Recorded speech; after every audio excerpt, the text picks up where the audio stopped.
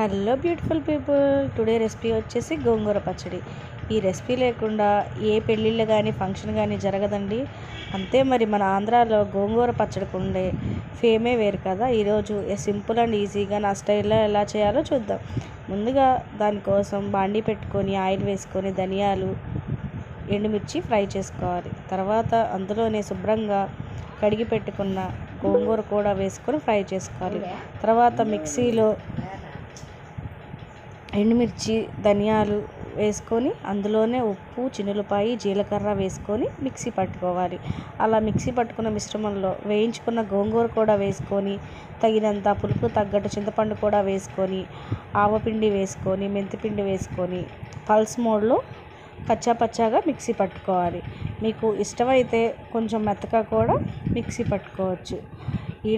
ఈ మూమెంట్లోనే మీకు ఉప్పు కానీ కారం కానీ కావాలంటే వేసుకోవచ్చు, లేదంటే ఎండుమిర్చిలో ఉన్న స్పైసీనెస్ సరిపోతుంది. తర్వాత పోపు కోసం ప్యాన్ పెట్టుకొని ఆయిల్ వేసుకొని ఆవాలు జీలకర్ర పోపు గింజలు వేసుకొని ఎండుమిర్చి వేసుకొని ఫ్రై చేసుకోవాలి.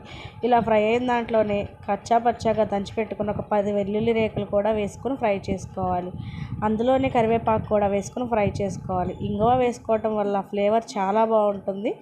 ఒక్కసారి ఇంగువ కూడా వేసి ట్రై చేయండి. ఇష్టం లేని వారు స్కిప్ చేయొచ్చు. తర్వాత మనం మిక్సీ పట్టి పెట్టుకున్న గోంగూర పచ్చడి మిశ్రమాన్ని కూడా బాండీలోనే వేసి 2 మినిట్స్ వేయించుకోవాలి. అంతే, సింపుల్ అండ్ ఈజీగా గోంగూర పచ్చడి రెడీ అయిపోతుంది. వంట రాని వాళ్ళు కూడా ఈజీగా చేసేయచ్చు. గోంగూర పచ్చడి కోసం ఎప్పుడైనా ఆయిల్ అనేది కొంచెం ఎక్కువగా ఉంటేనే టేస్టీగా ఉంటుంది. ఒక్కసారి ఎలా ఉందో కామెంట్ చేయండి. మా బ్రదర్కి చాలా అంటే చాలా ఇష్టం గోంగూర పచ్చడి. నేను తన కోసం చేశాను, చాలా బాగుందన్నారు. మీరు కూడా ఒకసారి చెప్పండి.